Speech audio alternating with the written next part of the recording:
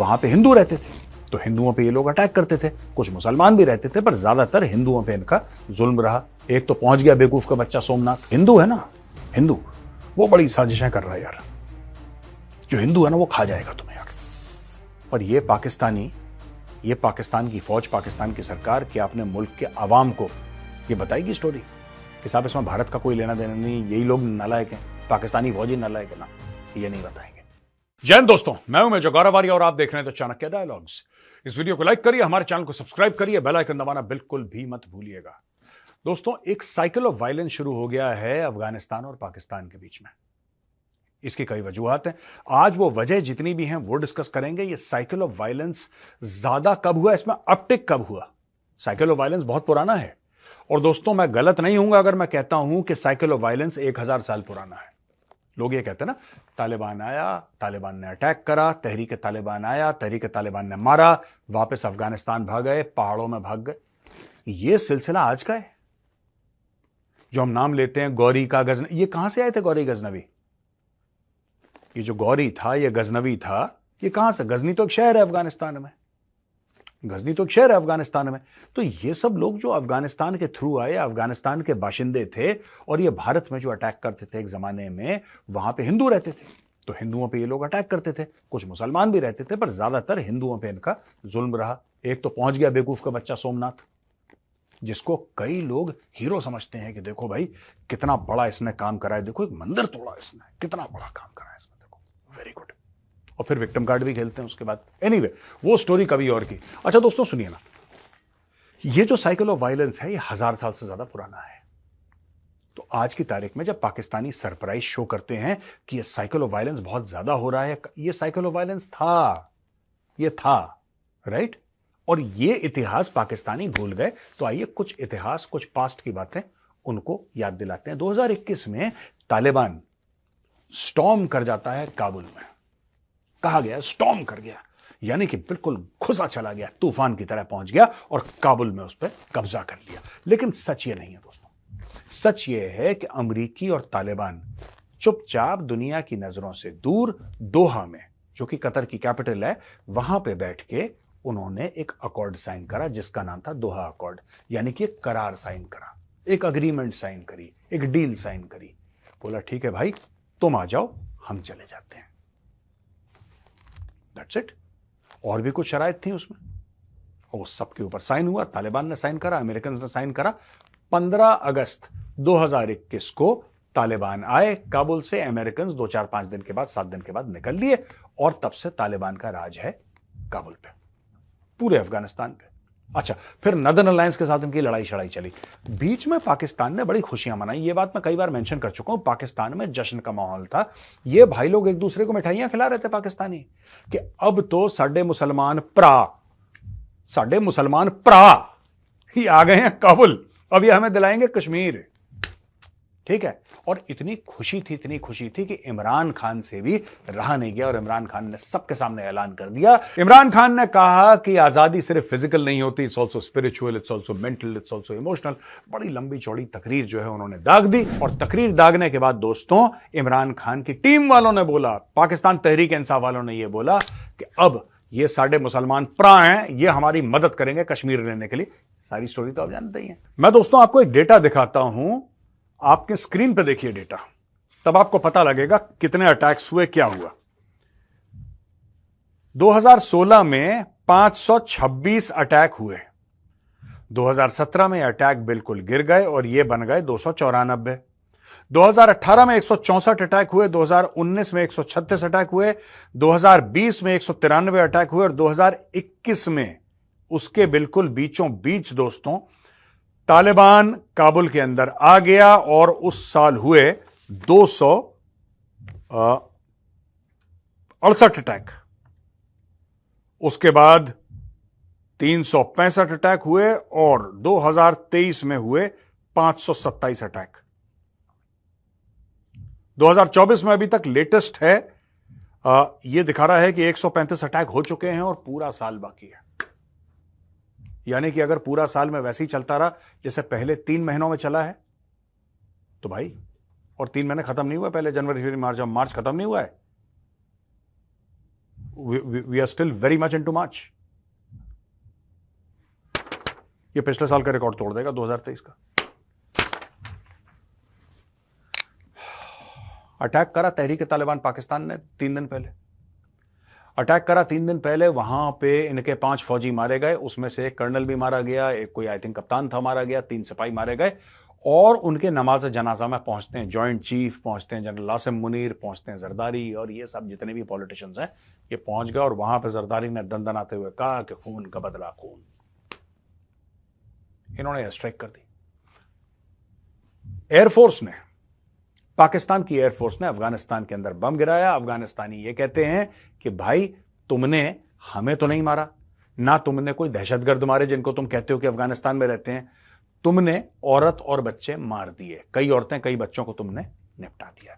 ऐसा अफगान तालिबान का कहना। फिर अफगान तालिबान ने पाकिस्तान के ऊपर दोबारा अटैक करा। तो पहला अटैक उन्होंने करा, फिर इन्होंने करा एयर स्ट्राइक, फिर वो अटैक। इनके जो पोस्ट हैं, पोस्ट के ऊपर बम गोले दाग रहे हैं दोस्तों। और ये जो चीज है ना, ये चलती रहेगी चलती रहेगी चलती रहेगी, ये सिलसिला कभी नहीं रुकने वाला। अच्छा, पाकिस्तानी मीडिया क्या कह रहा है? पाकिस्तानी मीडिया ये कहता है कि साहब ये तो भारत की साजिश है, ये भारत की साजिश है, भारत ने हथियार दिए, भारत ने ये दिया वो दिया, पैसा दिया, ऐसा दुनिया भर की चीजें उनका सोशल मीडिया कह रहा है, उनका मेन स्ट्रीम मीडिया तक कह रहा है। लेकिन मेन स्ट्रीम मीडिया एक बड़ी बात अभी तक नहीं समझ पाया कि अफगानिस्तान और पाकिस्तान के बीच में ठनी क्यों है। ये दोस्तों बेसिकली बॉर्डर डिस्प्यूट है। आप जड़ समझिए इसकी, ये बॉर्डर डिस्प्यूट है।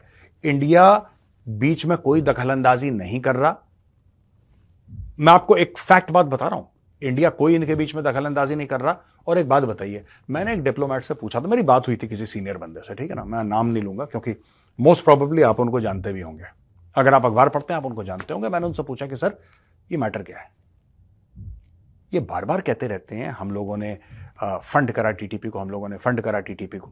आप लोग जवाब क्यों नहीं देते? क्योंकि मुझे पता है आप लोगों ने फंड नहीं करा, फिर आप लोग जवाब क्यों नहीं देते? कहते हैं यार देखो गौरव, ऐसा है कि हम किस किस को जवाब देंगे और हम क्यों जवाब देंगे। पाकिस्तानी सच सुनना नहीं चाहते। पाकिस्तानियों को पता है कि अटैक क्यों हो रहे हैं, लेकिन एक एक्सटर्नलाइजेशन ऑफ थ्रेट होता है कॉन्सेप्ट। उन्होंने समझाया मुझे सर ने कि एक्सटर्नलाइजेशन ऑफ थ्रेट है, यानी कि एक आप जब लोगों को यह बोलेंगे ना कि कोई बाहर की ताकत साजिश कर रही है, तब लोग एकजुट हो जाते हैं। यह पाकिस्तान को एकजुट करने का तरीका है, सोसाइटी को बांधने का तरीका है कि यार एक्सटर्नलाइजेशन ऑफ थ्रेट करो, यानी कि बाहर से। हिंदू है ना, हिंदू वो बड़ी साजिशें कर रहा है यार। जो हिंदू है ना वो खा जाएगा तुम्हें यार, वो बंदा ठीक नहीं है यार। वो उसने कभी तुम्हें तस्लीम ही नहीं करा, उसने पाकिस्तान को तस्लीम ही नहीं करा यार हिंदू ने।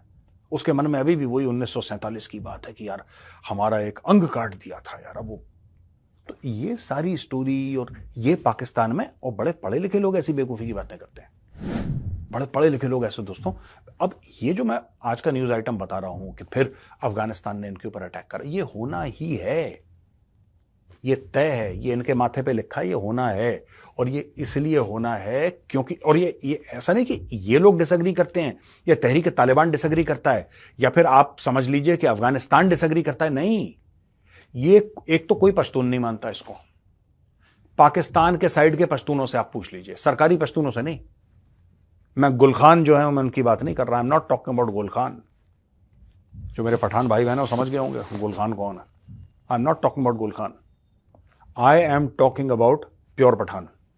जो पठान हैं मैं उनसे पूछना चाहता हूं, क्या आप ड्यूरेंट लाइन को मानते हैं? 99% of Pathan don't believe in Durand line, चाहे वो पाकिस्तान का पठान हो चाहे वो अफगानिस्तान का हो। और अफगानिस्तान एज अ होल, जिसमें हजारा शामिल हैं, जिसमें बलोच शामिल हैं, जिसमें ताजिक शामिल हैं, जिसमें हर कोई शामिल है, वो तक नहीं मानते। वो कहते हैं पूरा फ्रॉड है ड्यूरेंट लाइन। एक अंग्रेज आया हमारे मुल्क के बीच में लाइन खींची, बोला ये पाकिस्तान है, वो अफगानिस्तान। कैसे? अफगान तो ये कहते हैं पाकिस्तान आया कहां से? हमारा बॉर्डर तो इंडिया के साथ मिलता था, पाकिस्तान बीच में कहां से आ गया? और अगर पाकिस्तान की जमीन देनी ही थी आपको पाकिस्तान को, तो कहीं और की देते भाई, हमारी जमीन क्यों दे दी आपने?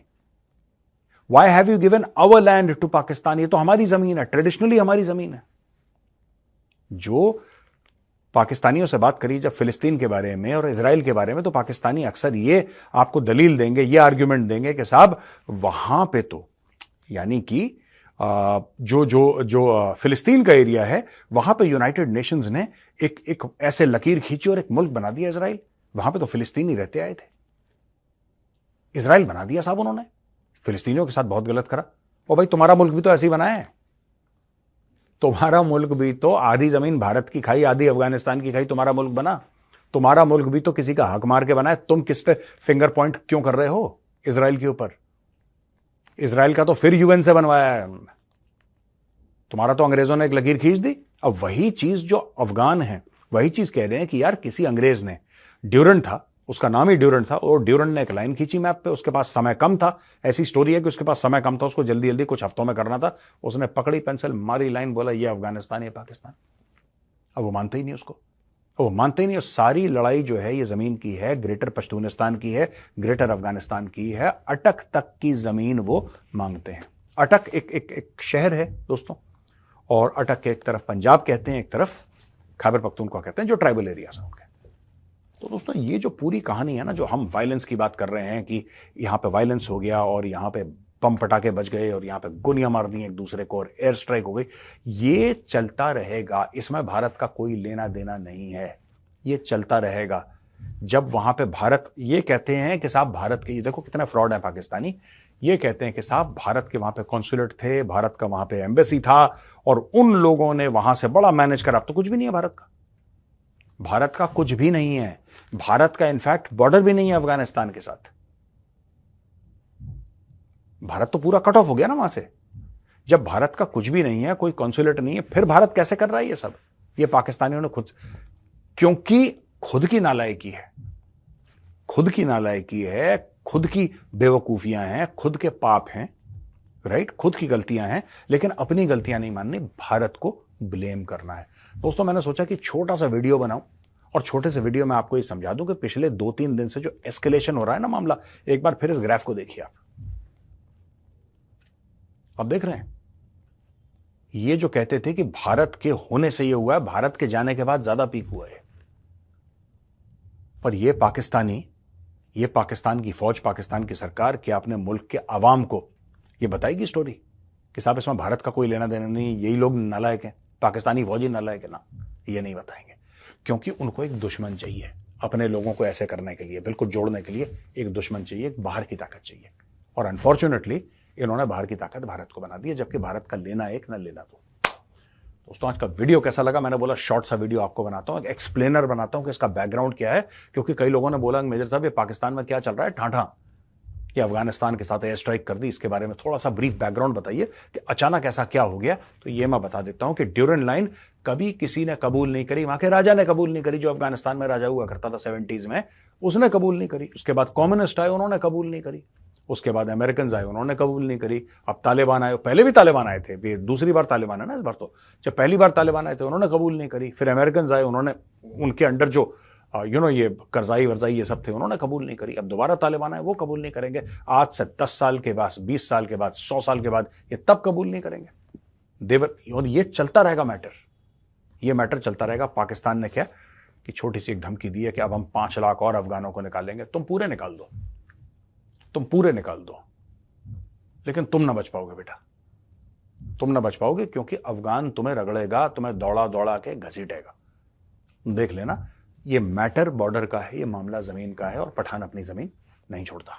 तो दोस्तों कैसा लगा ये वीडियो? अगर पसंद आया ना तो इस वीडियो को लाइक करिए, हमारे चैनल को सब्सक्राइब करिए, बेल आइकन दबाना बिल्कुल मत भूलिएगा। जय हिंद, वंदे मातरम, भारत माता की जय।